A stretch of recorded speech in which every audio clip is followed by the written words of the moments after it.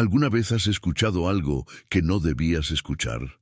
Algo que te convirtió en testigo involuntario de un secreto tan oscuro que cambia tu percepción del mundo para siempre. No hablo de rumores ni de chismes.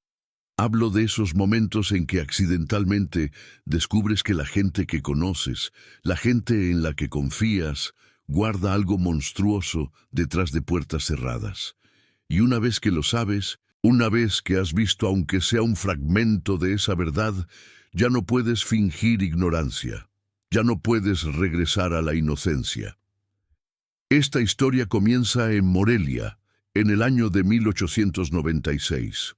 Una ciudad de cantera rosa, donde las iglesias barrocas brillaban bajo el sol y las familias adineradas vivían en casonas señoriales con patios interiores llenos de naranjos y fuentes de piedra. Era una sociedad de apariencias, de misa dominical, de tertulias elegantes y bailes en salones iluminados por candelabros de cristal. Todo parecía civilizado, refinado, perfecto. Pero detrás de esas fachadas impecables, en el silencio de las noches, existían prácticas que nadie mencionaba, tradiciones que se transmitían en susurros, rituales que se ocultaban como vergüenzas familiares. Y la familia Solórzano era guardiana de uno de esos secretos. Si estás escuchando esto en la oscuridad, solo en tu habitación, quédate hasta el final. Suscríbete ahora, porque lo que voy a contarte requiere que hagamos un pacto de silencio y atención, porque hay historias que no se cuentan a medias, y esta es una de ellas. Los Solórzano eran una de las familias más respetadas de Morelia. Don Cristóbal Solórzano era terrateniente, dueño de varias haciendas en los alrededores. Su esposa, doña Eulalia, era conocida por su caridad, por organizar eventos para recaudar fondos para el orfanato, por su devoción religiosa. Tenían 3 hijos, 2 varones y una niña, una familia modelo. Vivían en una casona de 2 plantas en el centro de la ciudad, una construcción hermosa con balcones de hierro forjado y un portón de madera maciza que siempre permanecía cerrado. Los vecinos los veían pasar los domingos camino a la catedral, siempre bien vestidos, siempre sonrientes, siempre educados. Pero había algo que los sirvientes murmuraban cuando creían que nadie los escuchaba, algo que hacía que las muchachas del servicio duraran poco tiempo trabajando en esa casa. Llegaban llenas de ilusión, atraídas por el buen salario que los Solórzano ofrecían. Pero a las pocas semanas renunciaban o desaparecían sin avisar. Y cuando les preguntaban por qué se iban, respondían con evasivas, que la casa era muy grande, que el trabajo era pesado, que extrañaban a sus familias. Pero si insistías, si les preguntabas en privado, cuando ya habían puesto distancia con esa casa, algunas confesaban que escuchaban cosas, cantos en la madrugada, voces que venían del sótano, el olor a incienso mezclado con algo más, algo orgánico y dulzón, y que doña Eulalia les había dejado muy claro que ciertas habitaciones estaban prohibidas, que nunca, bajo ninguna circunstancia, debían bajar al sótano después de las 10 de la noche, y eso bastaba para sembrar el miedo. Porque cuando te dicen explícitamente que no vayas a un lugar, cuando te advierten con tanta seriedad, sabes que hay algo ahí, algo que no quieren que veas. La verdad sobre la familia Solórzano salió a la luz de la forma más inesperada. Por un niño de 11 años llamado Tomás, hijo de los vecinos de al lado. Una familia humilde que vivía en una casa más modesta, pegada al muro lateral de la casona Solórzano. Y una noche de noviembre, mientras Tomás intentaba dormir en su habitación, escuchó algo que venía del otro lado del muro. Voces, muchas voces hablando al unísono, como un cántico, pero no era un rezo normal, no eran las oraciones que se escuchaban en misa. Era algo diferente, algo en un idioma que Tomás no reconocía, palabras que sonaban antiguas, guturales, perturbadoras. Tomás se levantó de su cama, pegó el oído al muro, y mientras escuchaba sintió algo extraño, un mareo, una presión en la cabeza, como si esas palabras tuvieran peso, como si se metieran en su mente sin permiso. Las voces continuaron durante horas. Tomás no pudo dormir, y cuando finalmente cesaron, cuando el silencio regresó, ya había amanecido. A la mañana siguiente le contó a su madre lo que había escuchado. Ella lo miró con preocupación. Le dijo que no hablara de eso con nadie, que los Solórzano eran gente importante, que no debían meterse en problemas. Pero Tomás no pudo olvidarlo. Cada noche esperaba. Y cada cierto tiempo, siempre sin un patrón claro, los cantos regresaban. Algunas semanas transcurrían en silencio, luego volvían, siempre de madrugada, siempre con la misma intensidad. Y Tomás comenzó a notar algo más. Los días después de esos cantos, la familia Solórzano se veía diferente, más pálidos, más delgados, como si algo les hubiera sido extraído, como si hubieran entregado algo de sí mismos. Y entonces empezaron las desapariciones, no de los Solórzano, sino de otra gente.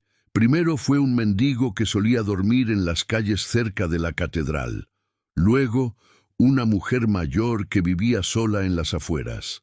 Después, un jornalero sin familia. Gente que nadie extrañaría demasiado. Gente al margen. Y aunque nadie relacionaba esas desapariciones con la familia Solórzano, porque ¿cómo podrían estar conectadas? Tomás empezó a sospechar, porque había notado algo. Los cantos siempre ocurrían días antes de que alguien desapareciera, como si fueran una preparación, como si fueran un llamado. Escucha. Hay familias que guardan tradiciones, recetas ancestrales, historias que se pasan de generación en generación. Eso es normal, eso es parte de la cultura. Pero hay otras familias que guardan algo más, algo que no es tradición, es obligación, es pacto, es deuda con algo que no debería tener nombre. Tomás decidió investigar. Era solo un niño, pero la curiosidad y el miedo lo impulsaban. Una noche, cuando los cantos comenzaron de nuevo, salió de su casa en silencio. Caminó hasta la entrada de la casona Solórzano. El portón estaba cerrado, como siempre, pero había una puerta lateral, una puerta que daba al patio de servicio, y esa noche, por alguna razón, estaba entreabierta. Tomás la empujó suavemente. Entró. El patio estaba en penumbra.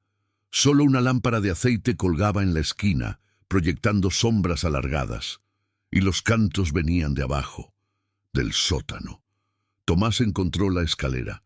Era una escalera de piedra que descendía hacia la oscuridad. Y aunque cada célula de su cuerpo le gritaba que huyera, que regresara a su casa, que olvidara todo, bajó. Escalón por escalón, con el corazón martilleando en su pecho. Al final de la escalera había una puerta de madera gruesa, y por debajo de ella se filtraba luz, una luz rojiza, oscilante como de velas, y las voces eran más fuertes ahí, más claras. Y ahora Tomás podía distinguir que no eran solo voces adultas, había niños también, los hijos de los Solórzano, todos cantando al unísono. Tomás se acercó a la puerta. Había una rendija entre las tablas, una grieta por donde podía mirar, y lo que vio esa noche lo marcaría para siempre. El sótano era amplio, las paredes estaban pintadas de negro, y en el suelo había un círculo trazado con algo que parecía sal o cenizas, y dentro del círculo estaban los Solórzano, toda la familia, de rodillas, con las manos extendidas hacia el centro, y en el centro había algo que no debería existir, no era humano, no tenía forma definida, era como una sombra condensada, una masa oscura que palpitaba, que respiraba, que se movía con vida propia. y de esa masa salían tentáculos finos, casi invisibles, que se conectaban con cada miembro de la familia, como si los estuviera alimentando o drenando, y mientras cantaban, mientras repetían esas palabras antiguas en ese idioma olvidado, la masa crecía, se hinchaba, y los solórzanos se volvían más pálidos, más demacrados, como si estuvieran transfiriendo su esencia vital a esa cosa. Pero entonces Tomás vio lo peor. En una esquina del sótano, atado y amordazado, había un hombre, el jornalero que había desaparecido días atrás. Estaba vivo, aterrado, y la sombra había extendido uno de sus tentáculos hacia él. Y lentamente, mientras la familia cantaba, el hombre empezaba a desvanecerse. No como si lo estuvieran matando, sino como si lo estuvieran borrando, como si su existencia se estuviera desdibujando. Tomás tapó su boca para no gritar, retrocedió, tropezó con algo en la oscuridad. El ruido fue apenas audible, pero fue suficiente. Los cantos cesaron. Hubo un silencio terrible, y entonces escuchó la voz de don Cristóbal. «¡Hay alguien arriba!». Tomás corrió, subió las escaleras tan rápido como pudo, escuchó pasos detrás de él, salió al patio, corrió hacia la puerta lateral, logró salir, y no se detuvo hasta llegar a su casa. Entró, cerró la puerta con llave, y se metió bajo las sábanas, temblando, sudando, rezando para que nadie lo hubiera visto, pero lo habían visto. A la mañana siguiente, doña Eulalia tocó la puerta de la casa de Tomás. Venía con una canasta de pan dulce, con su sonrisa amable, con su voz suave. Le dijo a la madre de Tomás que había escuchado ruidos la noche anterior, que tal vez un gato se había metido a su patio, que solo quería asegurarse de que todo estuviera bien. Y mientras hablaba, mientras mantenía esa fachada de vecina preocupada, sus ojos buscaron a Tomás. Y cuando finalmente lo encontró, escondido detrás de su madre, le sonrió. Una sonrisa que no llegaba a sus ojos. Una sonrisa que decía, «Sé que fuiste tú». Tomás no pudo hablar. El miedo lo paralizaba. Y doña Eulalia se despidió con elegancia, con cortesía. Dejó la canasta y se fue. Pero desde ese día todo cambió. Tomás empezó a sentirse observado, constantemente. Cuando salía a la calle sentía miradas, cuando estaba en su habitación escuchaba rasguños en el muro, y por las noches soñaba con la sombra, con esa masa oscura que palpitaba en el sótano, y en sus sueños la sombra le hablaba, le decía que ya lo conocía, que ya sabía su nombre, que pronto lo reclamaría. La madre de Tomás notó el cambio. Su hijo dejó de comer, dejó de dormir, se volvió retraído, asustadizo, y cuando finalmente le preguntó qué le pasaba, Tomás rompió en llanto y le contó todo, lo que había visto, lo que había escuchado, la sombra, los solórzano, el ritual. Su madre lo escuchó en silencio, y cuando terminó solo dijo, «Tenemos que irnos de aquí», y así lo hicieron. Empacaron lo esencial, dejaron la casa, se mudaron con familiares a otro estado, sin avisar, sin despedirse. Simplemente desaparecieron, porque sabían que quedarse era morir, que la familia Solórzano no permitiría que un testigo viviera, que la sombra no olvidaría. Años después, cuando Tomás ya era adulto, cuando había construido una vida lejos de Morelia, se enteró de que la casona Solórzano había sido abandonada, que la familia había desaparecido de un día para otro. Algunos decían que habían migrado a Europa, otros que habían muerto en circunstancias misteriosas. Pero nadie sabía con certeza, y nadie se atrevió a investigar, porque en Morelia, entre la gente mayor, entre quienes recordaban aquella época, circulaba un rumor que hablaba de familias malditas, de pactos antiguos, de rituales que se transmitían de generación en generación para mantener viva una deuda con algo oscuro, algo que exigía sacrificios, algo que se alimentaba de vidas olvidadas, y la familia Solórzano era solo una de muchas. Porque hay linajes que no se construyen sobre fortuna ni sobre talento, se construyen sobre sangre, sobre pactos que alguien hace siglos firmó con algo que no debería tener poder en este mundo. Y esos pactos no se rompen, se heredan de padre a hijo, de madre a hija, como una maldición disfrazada de privilegio. Y si te preguntas si algo así podría existir hoy, si rituales como ese siguen practicándose en casas silenciosas, detrás de puertas cerradas, en sótanos olvidados, piensa en esto. Conoces a todas las familias de tu ciudad. ¿Sabes qué hacen cuando cierran sus puertas? ¿Sabes qué tradiciones guardan? Porque no todas las tradiciones son inocentes. No todas las costumbres familiares merecen preservarse.